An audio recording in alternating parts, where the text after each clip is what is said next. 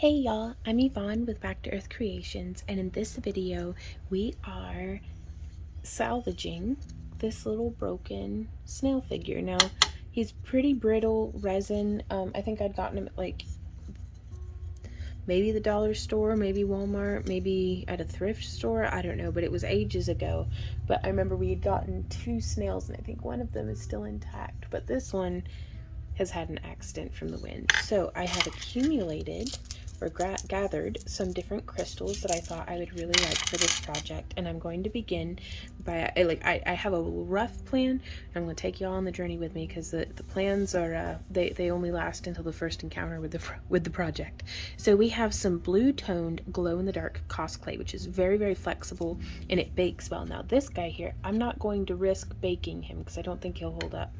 But let's go ahead and get this, I don't know, something. So we've gotten it unwrapped, and I'm going to come in and just slice off some pieces because the cos clay gets quite soft whenever we're working with it. We'll set this off to the side where hopefully it won't get dog fur in it. I mean, it's going to get dog fur in it, but I'm just trying to minimize at this point. So we're going to start just a little at a time, and it's a little crumbly at first, but then it really softens up nice.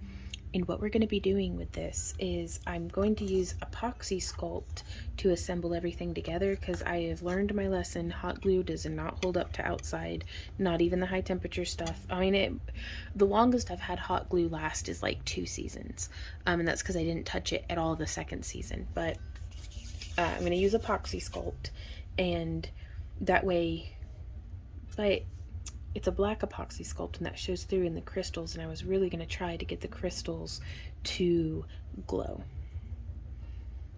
And so what I'm doing is I am lining the bottom parts of the crystals with a very, I can't call it thin. I'm trying to make it as thin as I can because it's more about just the exposed surface area. But if the bottom of this can be like almost dipped in that glow in the dark color, then whenever we have the epoxy sculpt up over everything, it'll still be glowing instead of transferring through the color of whatever clay I use. So what I've done here is I've gone ahead and smushed all of that clay onto the base of the crystals, and now I'm going to come through with a piece of plastic wrap. You could also use foil or something else of the sort. We just want something to be a liner for our little snail here. And we can now very carefully choose the angle and everything of our crystals that we'd like to put in here. And with all that clay on the crystals themselves, we can now smush these pieces in together and start trying to get slightly more of an idea of how we want this to piece together. And also, we may not be able to fit as many crystals as what we had originally planned, and that is okay. Now, at this moment, I do have my oven preheating to what temperature? 275 degrees Fahrenheit, and we're going to be baking this for, where are my instructions? Let's see. When in doubt, always check the instructions. Do not microwave. Keep away from open flame. Right on. Do not exceed baking temperature of 275. Use ventilation when necessary. Unbaked clay may damage protected surfaces. Costly as a craft product, not a toy. Okay, 30 minutes at 275. Very cool. Per 1/4 inch. So I don't have quite enough space for another crystal there on the side, so what I'm doing is I'm just, and you can see it slid just right off, so that's why I have so much holding on to it, because there's phases of this that we're going to be baking. So let me go grab a couple more crystals. Okay, so I grabbed a few more. I always grab a little bit more than what I need because it's like stacking stones. Sometimes you don't know when one might fit better than another, and these are just some little amethyst points. Not all of them are points though, some of them are nuggets. This one has a nice little point going on it though. And so I'm going to take that and I'm just going to kind of smush it, boop, just to see if we even like it. I love it. So And then, oh, that one has like 2 little points. So I'm just gonna come in there. I'm gonna see if we can get it to kind of just sit in like that. And then I wonder, I think that may be all that we can fit right now. I can always add more later, but that more or less filled the cavity of our snail. And so now I'm going to very carefully lift that out. We can peel this away very gently. Oh, and there is our oven preheated. I'm going to set that down and pop that directly into the oven, and I'm going to give this a very solid, I think I'm going to bake it for 45 minutes because I'm not really worried about it burning. I haven't had any trouble with it burning in my oven, but I'm going to check it at 30. And I just like to overbake stuff, just, I don't know. Let me know if I'm right to overbake or wrong to overbake down in the comments. Let me know what you do and what your experience is, because sometimes I do things just cause and not really be for any better reason than that. So let's go pop it in the oven.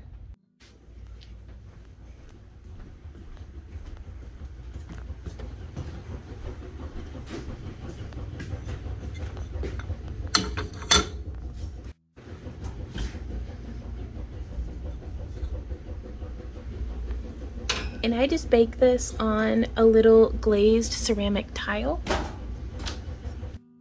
So now while that bakes, I'm actually going to use this saran wrap or cling wrap or whatever. It is like dollar store brand, so. I'm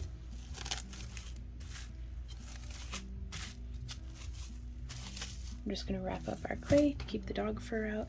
Then we still have all this clay out over here, and I want to make a little mushroom, since his antenna, is it still an antenna even on a slug? Let me see. Okay, so not to be like super critical of the realism of like a dollar store yard ornament, but the upper tentacles are supposed to be the eyes, and the lower tentacles are for feeling and smelling. So they gave them eyeballs and then like kind of ear ones. But I was thinking we could go ahead and make them a little witch's hat that glows in the dark. Or should we make like a little mushroom? I think we're gonna make a little mushroom hat, a little mushroom witch's hat. So I'm shaping out our brim.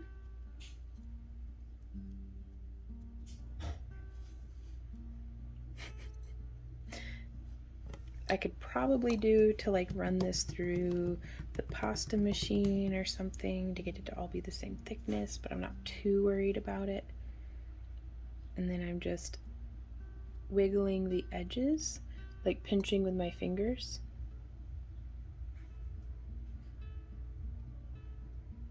There we are.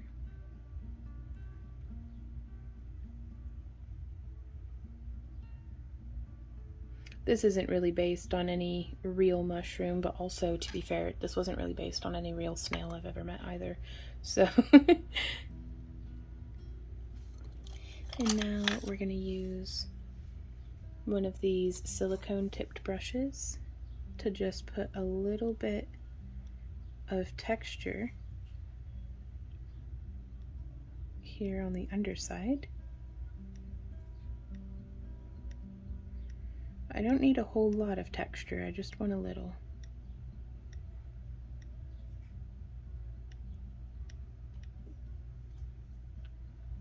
I mean, it is just barely there, but we can always build it up. And I'm just getting a feel for it. This is actually my very first time using this tool, and I think I'm pretty pleased with it. It really, the silicone's flowing quite smoothly through the clay, like just sliding.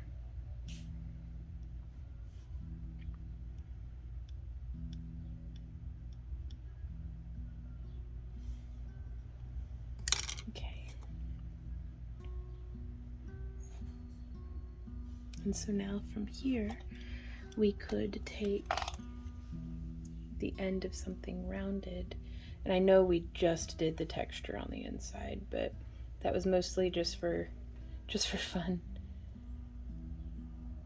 I'm gonna do a little bit of final shaping like that.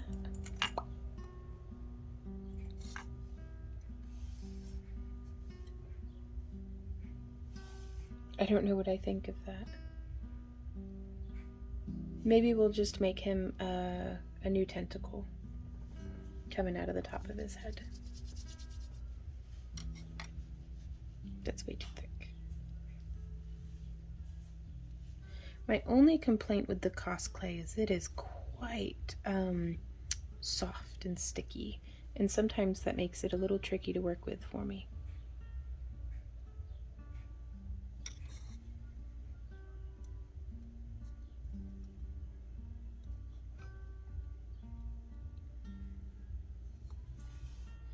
So we could glue that into place.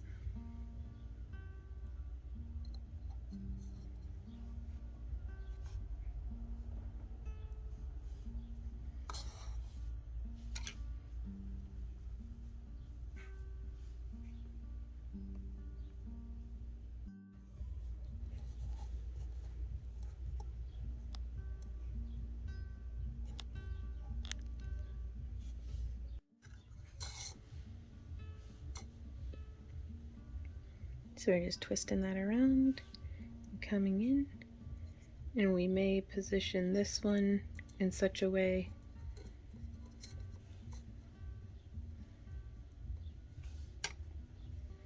now. Again, I can't get them too fitted on here because we're going to have to join it with like some epoxy sculpt after these have been baked, but I can shape it a little.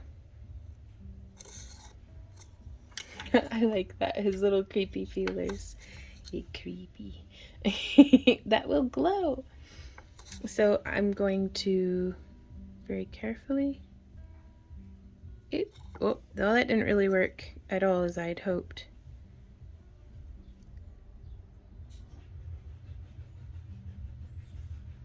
I think we may end up just making this part entirely with the epoxy sculpt so that it actually grips.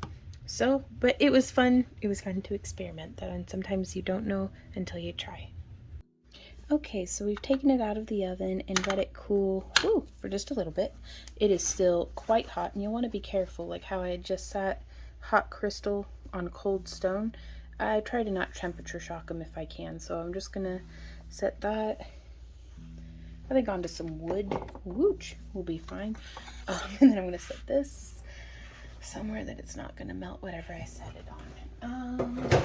That looks as good a spot as any. All right, so now let's glove up. So we have our nitrile gloves on, and we're gonna be using equal parts of part A and part B of this very aged epoxy sculpt, but that's okay, it still works. And a little of this stuff does go a long way, but I've got a lot of projects on the table in front of me that could use a bit of this, so I'm going to pull off like a big grape. Not the biggest grape, but like a decently sized grape. Inch in diameter maybe, ball. There's part B. And you could use any old color of epoxy sculpt. It doesn't have to be the black. I just like it because it looks really good with like shimmer pigments over it. So we've got two equally sized parts. I'm going to close these up, set them back off to the side. And now we're just going to want to incorporate this. So I like doing a fold and roll. So I fold it and roll it. Fold it and roll it, and it makes that noise quite a bit, though we may smush as well. Just any way that I can get this incorporated. You don't have to rush it, but it is its stickiest once it's like first been mixed. It'll become, you know, gosh, how long does it say of a work time? Cures hard in 24 hours to a semi-gloss finish, adheres to nearly any surface, and is great for sculpting, embellishing, bonding, and filling most anything, accepts paint, stains, mica powders, and more. for get some floppy fingers. For a variety of finishing options: sand, tap, drill, carve, lathe, etc. After setup without chipping, cracking, or flaking. Exterior quality. Let's see. Does it say it's work time though?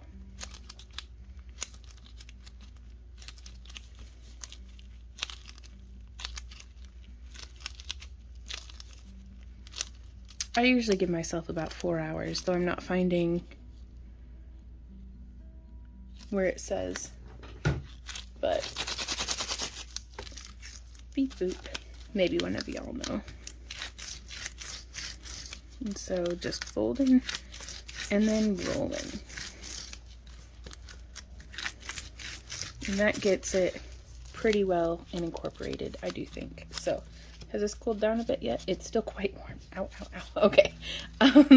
So let's go ahead. And also, now that it's been mixed, I go ahead and take my gloves off because I'm not going to be having a huge amount of contact with it. Not the way that, you know, I'm smushing and everything.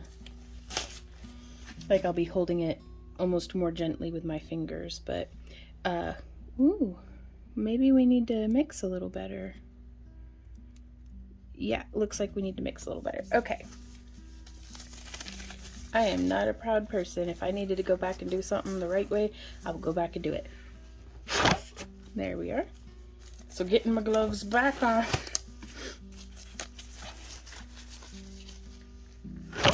There we I just have fun with that. I really do. All right.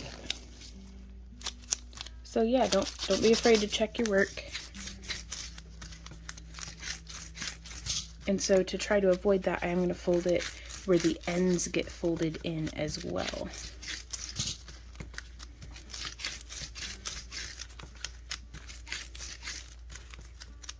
Yeah, you can see there's a nice little ribbon of gray in there. Man, we could have had a bad time if I just barreled through as though it were perfectly fine. And it does get softer and softer too, the more conditioned it gets, like how as it kind of gets heated up in our hands.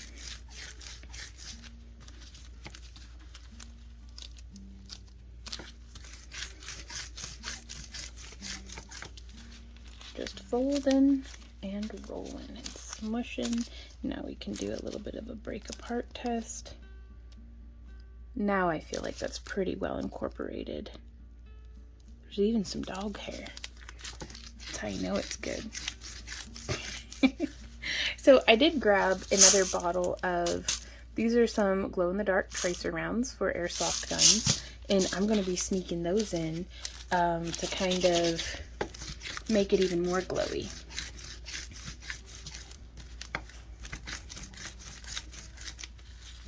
Yep, so there's that.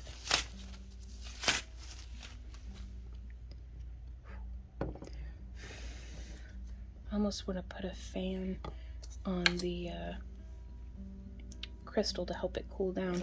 I'm kind of scooching it to fresh parts of the table to like heat sink out of it. So we only need a little bit, and I'm just gonna taper that down. We don't even need that much.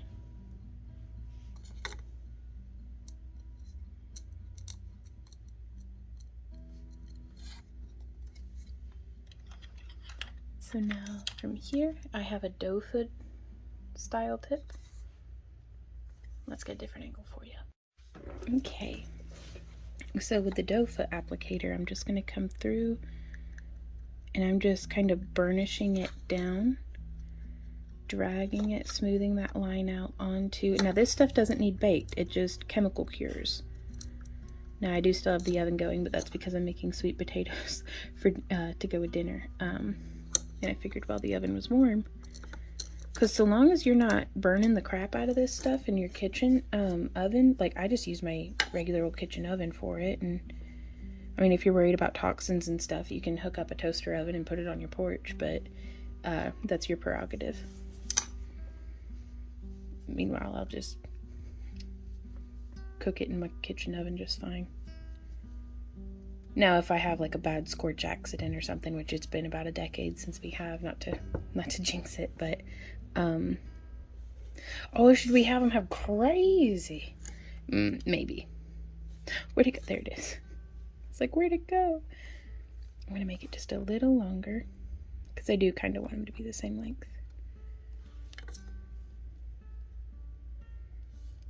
And then I'm gonna give it a little bit of a like nub on the bottom where it's a little bit thicker for us to attach it to the to his noggin. And so I'm just rolling with my fingertips. Then we're gonna put that on there. And then smush it down just a little. Just petting that on in.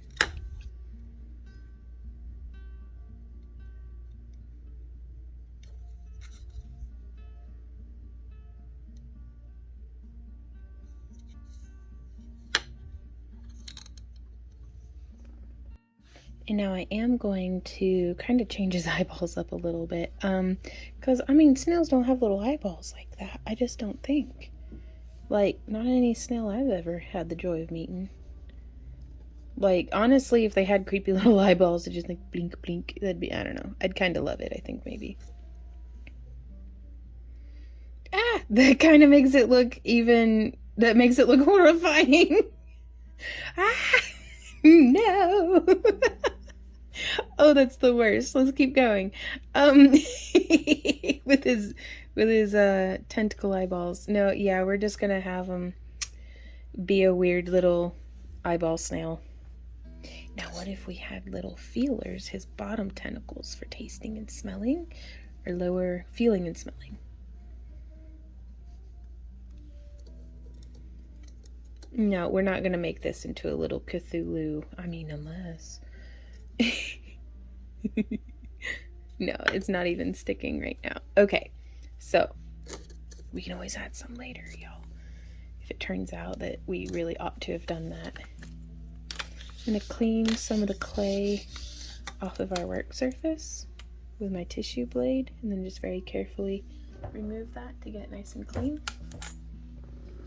And now this is cooled enough that we can't, that we can touch it. I grabbed without thinking. That's okay. And so I'm just gonna nestle that right in there like that. And I think I'm gonna take some of the epoxy sculpt like this, and I'm just smushing it, and then I'm gonna smush that down and in there. Now this may be an instance where I could get away with using a little bit of hot glue just to hold it in, but I think the epoxy sculpt will be just fine.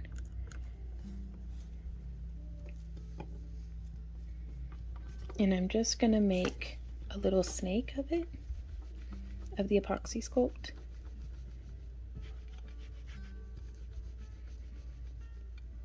And we're just gonna line, well, that worked out pretty nice. We're just gonna line the edge of the shell. I mean, it didn't work out like perfect, but it's pretty good. There we are. I think our neighbors are having like an actual like concert. May have to go over and check that out. There we go. And so now what I was going to use the tracer rounds for is for just little cubby spots like this that we're going to be putting in little bits of the epoxy sculpt. Like I'm just placing rough about.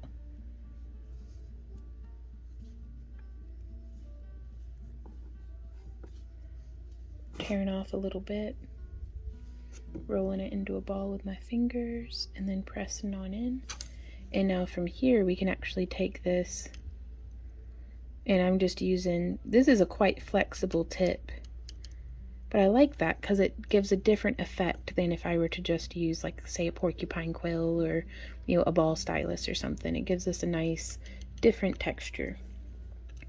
And I'm trying to just kind of cram that in, and now I don't want to cover up all of our glow in the dark clay, In fact, I'd love to not cover any of it, but I do want this to be nice and stable. Where'd that little ball go?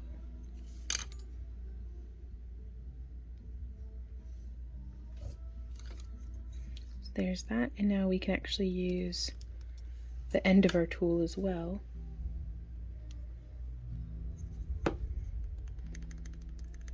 To just put in a little bit extra. Tap, tap, tap, tap, tap.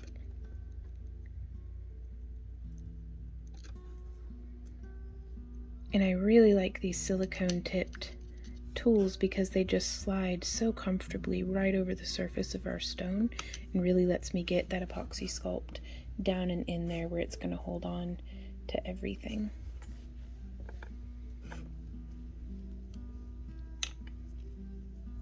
And now here on the back, I'm just gonna smush, smush, smush, smush. And we could take a tracer round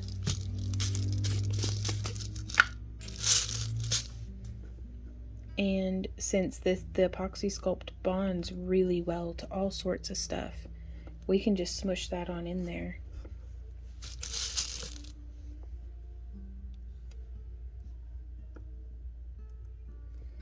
Get that nice and solid. So I keep bumping his little tentacles, you guys.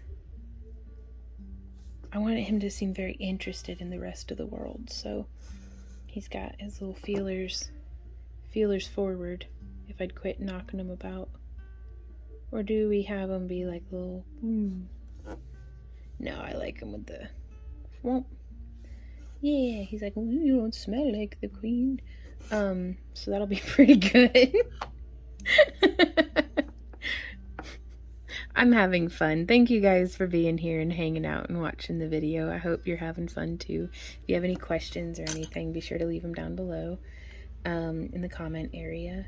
If you have any ideas or anything like that, I'd love to hear from y'all as well. And so now, beep, beep, beep, poke, poke, poke, smush, smush, smush. Just kind of getting that textured and in there.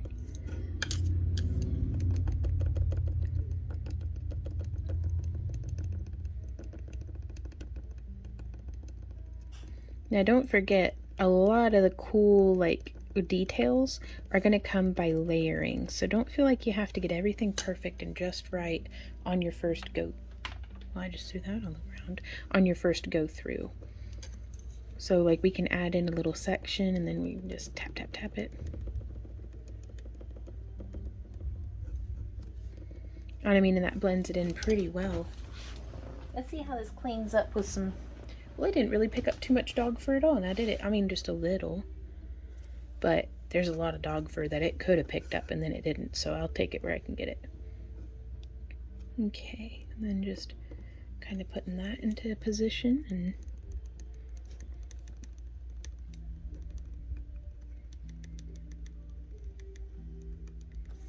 there we are. Poke, poke, poke, poke, poke. But yeah, we're just going to continue on with doing this, and then I'll show you how it comes out.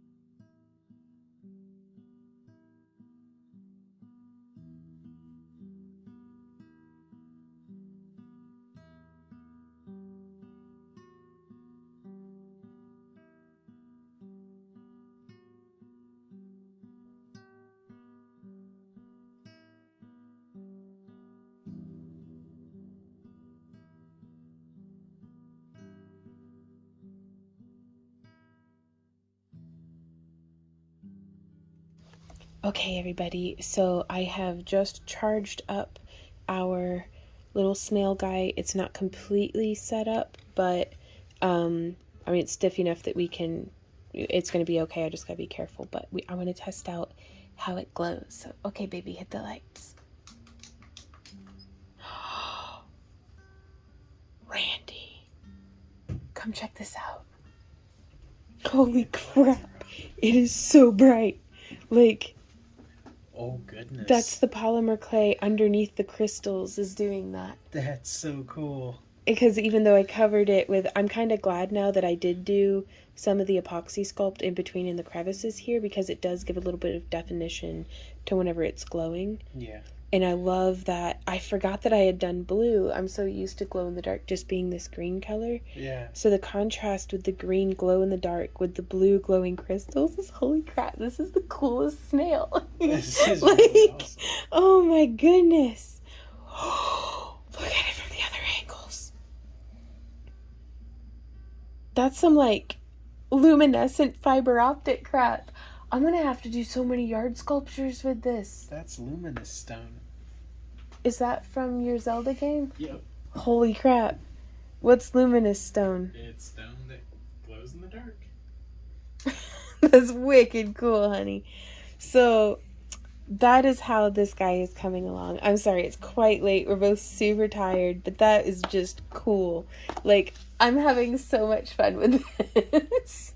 Because you know all those glowing mushroom sculptures I've been wanting to make? This is going to be perfect. And babe, we can do it to some of the big crystals from when we went crystal mining. Yeah. Oh, can you imagine a giant, like, 4-inch across crystal glowing?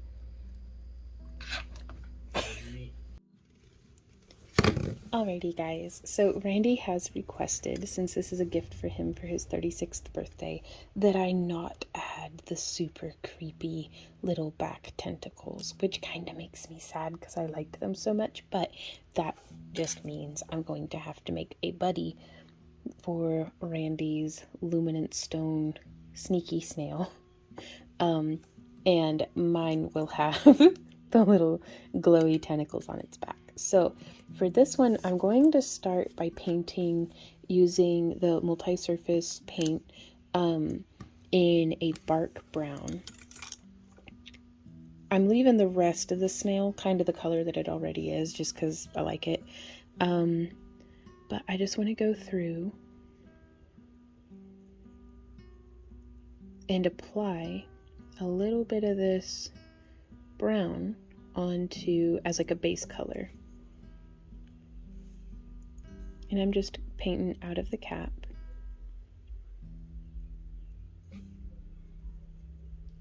And I'm okay with getting a little bit on the glow-in-the-dark BBs, because I am going to go through and kind of wash it off a little, I think. So I'd rather be faster than accurate, because we can go through, because even being very, very, very, very, very, very, very careful, which I'm not, but even if I were, I'd still probably mess up a bit, just because that's been my past experience with stuff like this. And so, I mean, I'm trying to not be too sloppy, but if I goober it up, that's okay. I'll show you how we work around that. A lot of it's just poking it with my finger.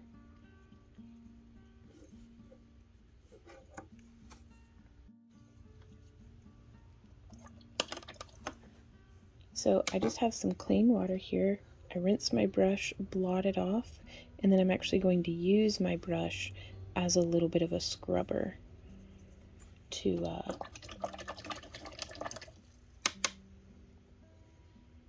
remove the excess paint from the surface of our glowy balls, or anywhere else that it got where we don't want it to be.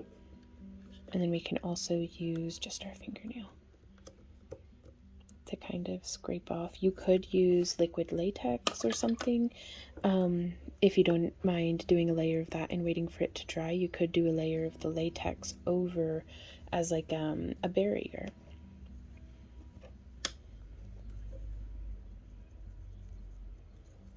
And then we're just going to kind of blend that out. And then you can just paint and then peel off the latex. It's as a masking medium.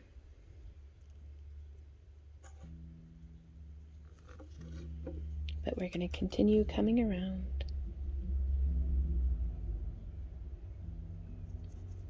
And just applying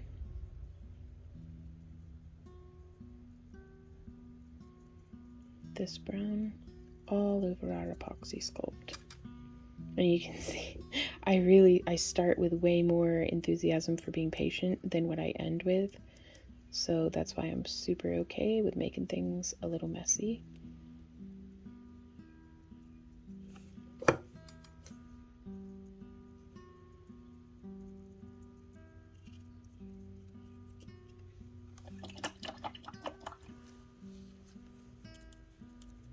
And then I just clean it up.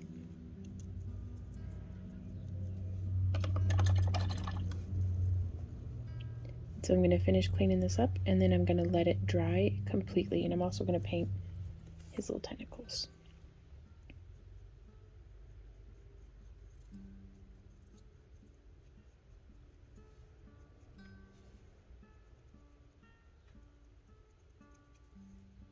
And on this one I am going to paint it all the way down, because I would like to try to get them to match.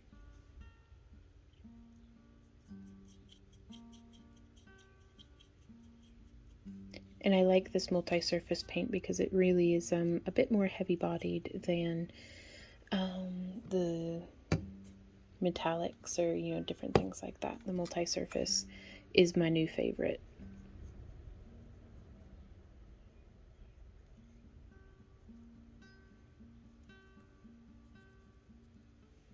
So I'm kind of going to give them just a little bit of a blend down.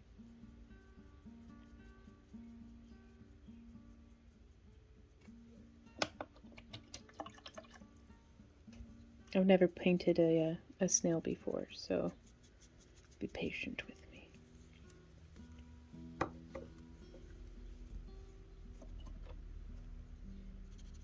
So again, just using a damp brush to scrub and blend.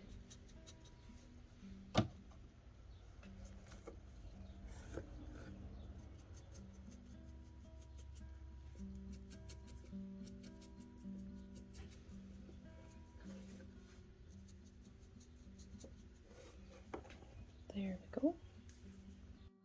Okay, I changed my mind. I'm gonna come through and I'm gonna do a bit more brown here on like the shell and like the top of him as well.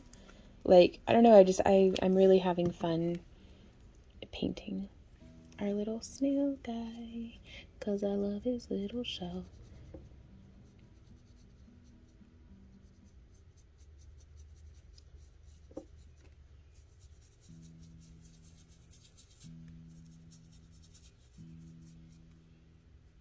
And so again, I'm not too worried about being perfectly accurate with my paint placement. But I think this is going to give us a really nice base to do like some cool like greens and things. And I may be going over like his underbelly to give him a little bit of a bioluminescent like belly as well. I thought that'd be kind of neat.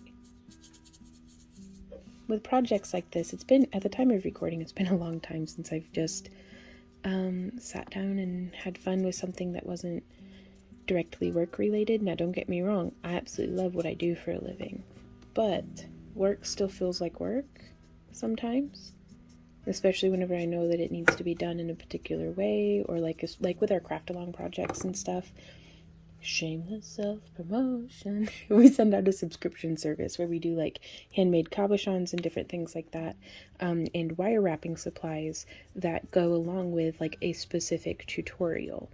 And so I know that I kind of need to stick to the formula on that stuff and not just go ham. Whereas on projects like this, hello ham, like we can really cut loose and just enjoy ourselves. So I'm gonna paint his little butt, his little tail, his little snail tail.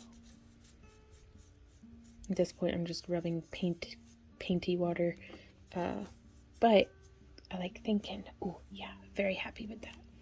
Okay, so let me see if I can rummage up. Where's my glow in the dark paint? Like, I've got that somewhere, I'm pretty sure. So I only have this glow yellow. It's, what is it? Yeah, just yellow. 2873 Folk Art Glow in the Dark. And yeah, let's go ahead and shake it up.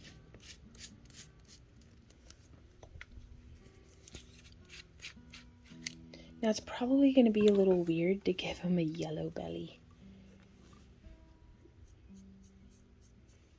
but it might also just be kind of perfect. So I'm not worrying about getting like his actual tummy.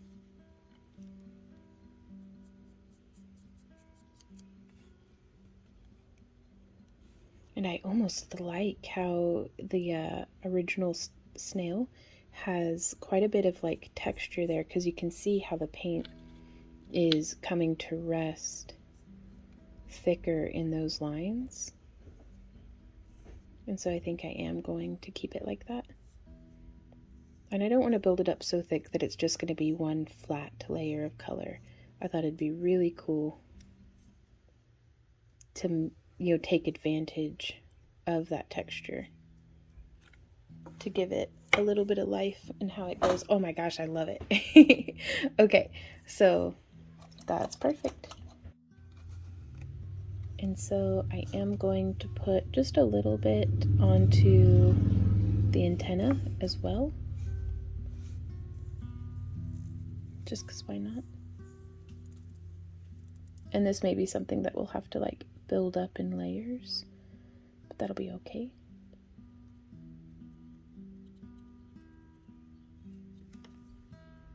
And again, I kind of like having, ooh, maybe if I can just like dip it. I don't know, but I like doing the little splotchy because it's picking up on the texture very slightly as to what's on the tummy.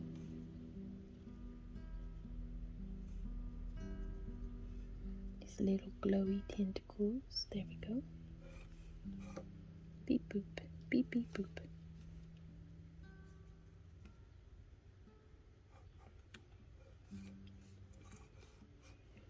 Now I kind of want to do, no, we'll wait to do, I want to do the tones of green on the shell before applying more glow in the dark or any metallics or anything like that. So I'm going to do a base layer now of classic green.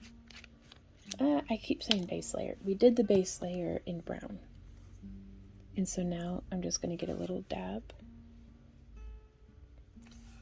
Wipe off some of the excess. And I'm just going to start modeling, like kind of mottled, M-O-T-T-L-E-D, that's a word, right? Just doing little mossy patches on his little shell. Yeah, I love it. Because I want to make it look like he just grew this way.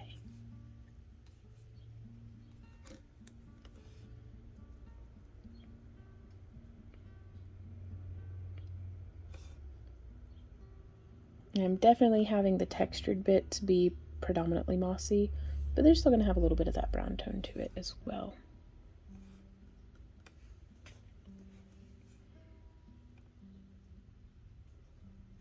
Yeah, sometimes I get too much on the brush and I get too excited and ahead of myself, but that's okay.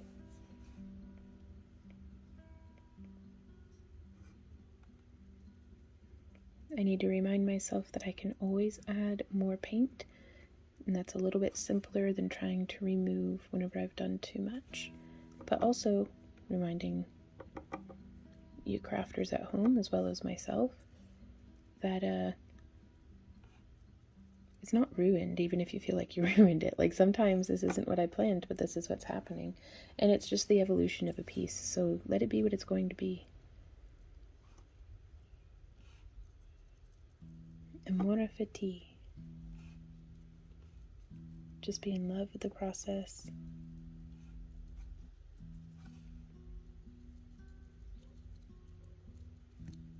There's no right or wrong way to be doing the thing. And I've said this before in videos, but it bears saying again, much of the time whenever I'm crafting, I'm limited by my own imagination. Sometimes the happy accidents, the little stumbles and trips that we have while crafting ends up being way more interesting, to me at least, than what I had originally planned. And quite frankly, even after all these years of crafting, it makes it very exciting to be like, oh shit, that wasn't supposed to happen, but look how cool that came out. So don't be too hard on yourself, I guess, is just the gist of what I'm getting at.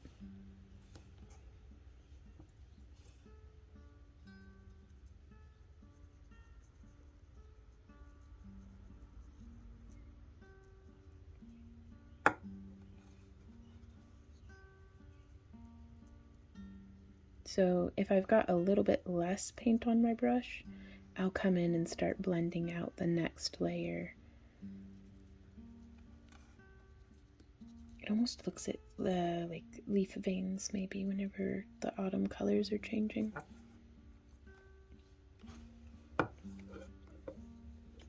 And I'm so glad that he's dry and I can bump his little tentacles without goobering the whole thing up. Because that was ooh, I am sticking my thumb in the glow-in-the-dark paint. That was something I was having some trouble with yesterday.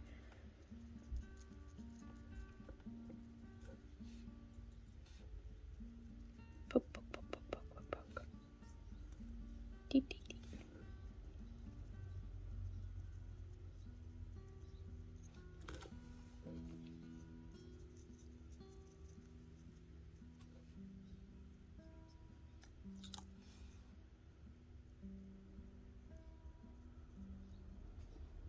And then coming in here, I'm just listening to the dishwasher running. We had a particularly messy breakfast, so we were like, yeah, let's go ahead and run the dishwasher. And the traffic noises and birds outside. Just peaceful house noises. It's a wonderful day for crafting. Okay. And now I'm going to come in and I'm going to try and see if I can... No, the silicone tip is not effective in any sort of scraping off paint, so I'm coming in with a porcupine quill because I can scrape the paint off of the surface of the crystals without worrying about scratching anything. Like the tip of the porcupine quill is just flexible enough to get in where I want it to, but without risk of, you know, really hurting anything. Except for my finger, when I stab myself with it on accident.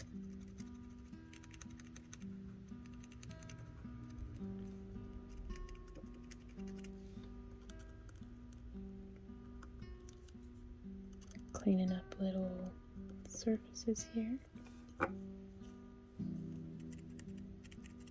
So the glow of these glow-in-the-dark will shine through nicely. And so it kind of wants to... No, I'm not gonna... It's gonna be a little too much of a color contrast, I think, to have... Nope, I love it. Okay. I was worried that if I just scuffed a little bit of green onto the base of this, that it would like look weird and out of place, but I love it. I absolutely love it.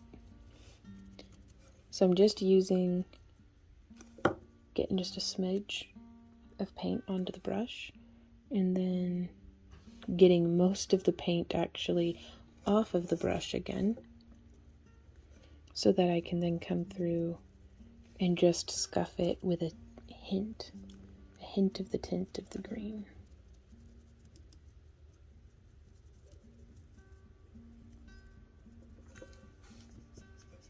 And I think that's going to be pretty cool. And so now, I think that's all it needs. You could go on and on for days. As long as you're having fun and your heart's in it, keep going. But I think that makes me really happy. Boop boop, his little face and his little tentacles and his glowy crystals. So that is this build, y'all. If you have any questions, comments, or ideas, leave them down below. I love hearing from you. And let me know if you've got ideas or requests for future projects. Choo choo. Hey, just chugging along. Just chugging along.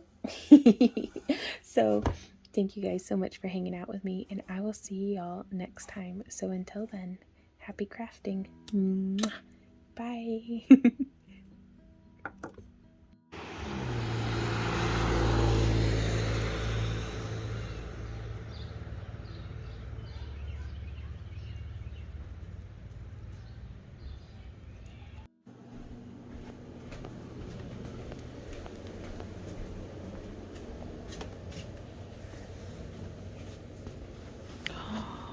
That's so cool.